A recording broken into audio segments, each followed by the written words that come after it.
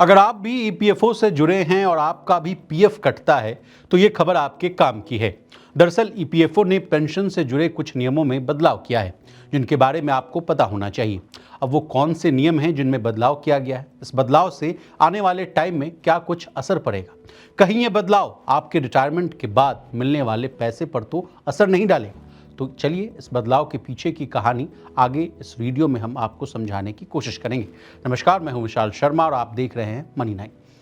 सबसे पहले हम इस बदलाव के पीछे की पूरी कहानी को समझते हैं कि आखिर वो कौन से नियम हैं जिनमें चेंजेस जो हैं किए गए। तो दरअसल कर्मचारी भविष्य निधि संगठन यानी जिसको कि आप ईपीएफओ के नाम से जानते हैं, उसने पेंशन की कैलकुलेटिंग के जो नियम है उसको बदल दिया है।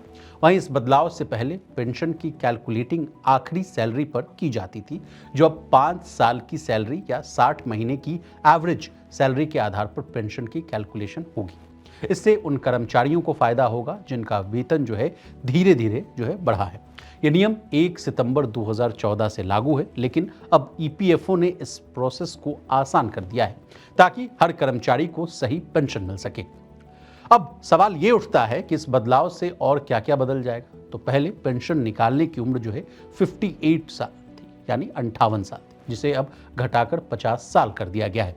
इसका मतलब ये है कि अगर कोई कर्मचारी जल्दी पेंशन लेना चाहता है तो वो 50 साल की उम्र में ही उसके लिए अप्लाई कर सकता है, यानी पेंशन के लिए अप्लाई कर सकता है। लेकिन जल्दी अप्लाई करने के कुछ अलग जो है नुकसान भी हैं। जैसे अगर आप जल्दी पेंशन लेने के लिए इसे अप्लाई करते हैं तो आपकी पेंशन का जो अमाउंट है वो कम हो जाता है। वहीं अब सोचने वाली बात ये है कि जहां एक तरफ ईपीएफओ जल्दी पेंशन मिलने को लेकर नए नए बदलाव कर रहा है, वहीं साथ साथ दूसरी तरफ पेंशन में अमाउंट के कम होने का खतरा भी है। तो ये तो हुई बात पीएफ में नए बदलाव की, लेकिन इस पेंशन के लिए आपको ऑनलाइन क्लेम कैसे करना है, चलिए इसे समझते हैं। दरअसल एम्प्लॉयज़ के लिए ईपीएफओ अपनी सर्विस को अपडेट करता रहता है ताकि लोगों को पेंशन मिलने में कोई दिक्कत ना हो। बस इसी तरह पेंशन क्लेम से जुड़े सभी प्रोसेस, जैसे फॉर्म को फिल करना हो, डॉक्यूमेंट अपलोड करना हो, ये सारे जो अप्रूवल हैं आप ईपीएफओ की वेबसाइट या मोबाइल ऐप के जरिए पूरी तरह कर सकते हैं, जहां पहले इसके लिए लंबी लंबी लाइन लगानी पड़ती थी। वहीं इस बदलाव के बाद होने वाले कुछ और फायदे और नुकसान की बात कर लेते हैं। तो ईपीएफओ ने साफ कहा है कि अगर कोई कर्मचारी नौकरी बदलता है तो उसको पेंशन में कोई नुकसान नहीं होगा। उसका पुराना रिकॉर्ड नई कंपनी से जुड़ जाएगा, जिससे उसकी पेंशन जो है आगे भी बनती रहेगी, जो एक तरह से देखा जाए तो ये एम्प्लॉयज़ के लिए बेहतर है। इसके अलावा पेंशन की लिमिटेशन भी बढ़ा दी गई। ईपीएफओ ने पेंशन की मैक्सिमम लिमिट को भी बढ़ा दिया है। पहले ये जो लिमिट थी वो 7,500 रुपये थी, जिसे बढ़ाकर 15,000 कर दिया गया है। ऐसे में अगर आपकी सैलरी ज़्यादा है तो रिटायरमेंट के बाद आपको मैक्सिमम 15,000 रुपये पेंशन जो है मिल सकती है।